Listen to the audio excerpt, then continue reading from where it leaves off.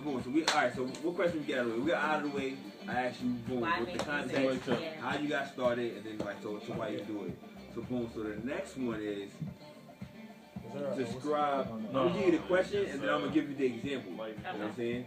So my question is, or a request would be like to describe your perfect moment in music for you. Like what would be your Joi's ideal moment in music, whether she had lived it already or whether that's what she's going for. For example, mine is I had a song with a really good friend of mine. You know what I'm saying? We had a song together, and so I've been performing it. You remember the MTV Spring Break joint? How the stage go out to where the crowd is and all of that. You know what I'm saying? It's lit, right?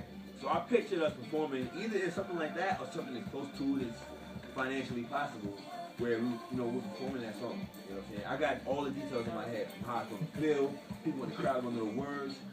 My shirt gonna be off, maybe a tank top. Shirt gonna be tucked into my pants in the back. And I'm gonna be getting off. You know what I'm saying? Yo, you gonna have the do rag with the back out? No.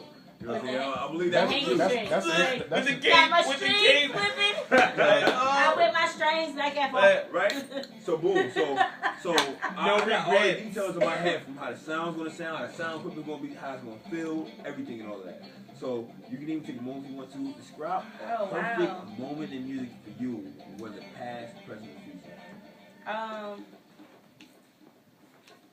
I mean, wow, that is a hard thing. Take a minute. This beat is hot because I'm listening to this. You always had this I kind of like the answer. No. This came from Abby Place. All the nice shit came from Abby Place. I don't know. The couches. I kind of have two perfect moments. One I've lived already, and one I hope to live in the near far future.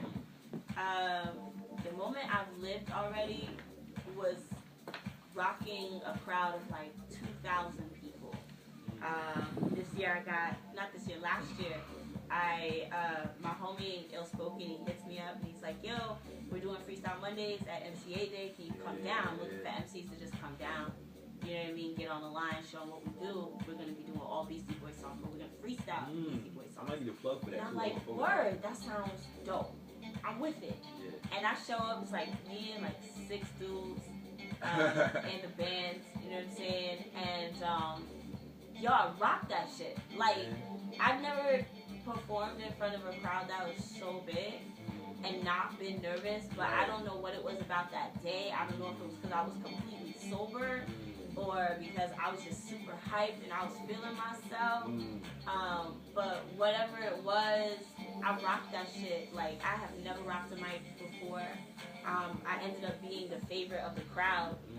And like he was introducing everybody and like, yeah. And then like he says, oh, enjoy Jay the Goddess. And I'm like, okay, I step up and like, and the whole crowd, like the whole place just went crazy. And I've never felt that before, like that much love. I felt like a superstar in that moment.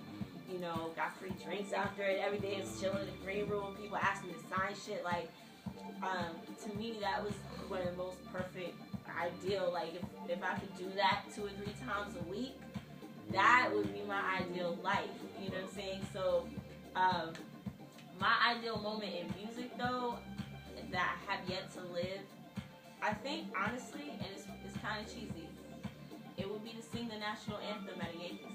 Honestly, like, I've always wanted to do that since I was a kid. I've been going to Yankee games since I was a kid. I used to live a couple blocks from Yankee. I should stop saying that, right? So I used to not say Yankee again. No, Yankee. I should stop saying that I went to Yankees games. I used to live like in a shelter a couple blocks away from the Yankee Stadium. So my friend and I would go up on the roof and watch the games for free.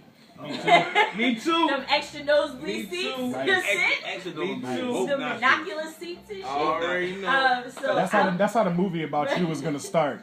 Like you all little trying to watch the Yankees game and shit. And then at the end, it's gonna be you singing in the middle of the shit. Yeah, that would be dope. Yo, if there's a movie about my life, I hope that's how it begins and ends.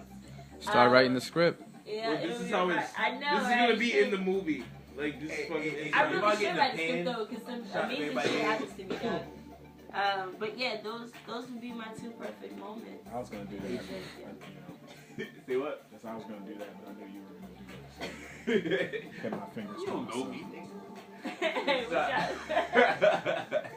questions. So anyway, you know what I'm saying? So boom. So alright. So what was this question? Another question. That's why you don't smoke weed. Boom. or anything. I got it. You ready? You sure? Shane, you next. Alright. Yeah. Alright. So anyway, so I want you to walk me through, like, I want to know what Joi's thinking process is. Oh, wow. Writing process. You write. For example, you know, this lately, you know what I'm saying, I haven't been like writing my rhymes much. You know what I'm saying? So what I would do sometimes is like when I'm on the train, you see me like mumbling with the headphones on, you know what I'm saying, is I'm playing a song and I'm like freestyling to myself. You know what I'm saying? I'm just like thinking about whatever brings me to a certain emotion, you know what I'm saying, and just whatever comes as a result of that with the beat.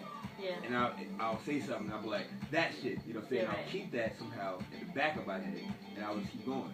And then next thing you know, I got whole shit. And I'll be like, oh, I need a voice recorder before I can get all of this shit. This happens all the time. Yeah, no bullshit. I need to utilize the voice recorder more. Yo, I got a few. I got like 17 to 19 voice recorders on my phone. That's nothing, man. That different That's how apps. No, Yeah, I the mean, voice mine- recorder in recordings. your phone. Oh. It's there. Yeah. So- You can just use it. Yeah, no, I know. I always forget. My about it. process is, I mean, my thinking and my writing process is pretty much the same thing. My process of writing, I mean, at first it was just like I would feel something and I would just let myself write. Like I wouldn't read what I'm writing as I'm writing it. I would just like, you know, do like a writing exercise. Like if Is that somebody gave me freehand? a free write. Free write. Right? So I just free write for like 10-15 minutes, go back and edit So it. you don't even consciously think about it. You just yeah. let it go like that. Most of the time, like that's how my Yeah. process started. As time passed and I started freestyling more,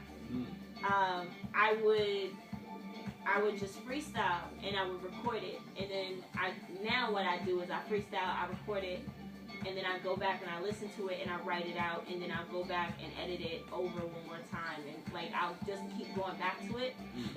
So that's why like there's a lot of people that get on me because they think I don't know my own poems. Like I know my own poems.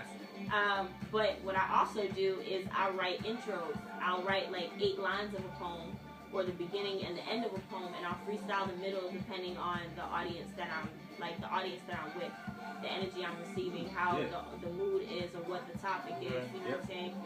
Because that also allows me to get out of like I have this I'm kind of crazy, right? So it's not crazy. It's all good. I know. I feel I'm you. a little bit of a perfectionist. I've been at one random nigga audience. Word. I seen it. So I'm gonna take that back. I'm not crazy, but I'm like a little bit of a perfectionist, like slightly OCD about it.